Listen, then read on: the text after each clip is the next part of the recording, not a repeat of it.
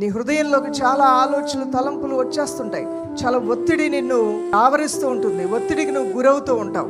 పోరాటం ఉంటుంది. ప్రార్థనలో ఎంతో పెద్ద పోరాటం అంటూ ఉంటుంది. యవనస్తుల హృదయంలోకి ఎన్నో థాట్స్, ఆలోచనలు వస్తూ ఉంటాయి. సంఘర్షణలకు లోనవుతూ ఉంటారు. నా ప్రియ సహోదరులు, ఇంట్లో మీరు భార్యలుగా, తల్లులుగా, కుటుంబంలో బాధ్యత వహిస్తున్నటువంటి ప్రియులుగా ఎన్నో ఒత్తిడులు మీ గుండె గదుల్లో దాచబడి ఉంటాయి.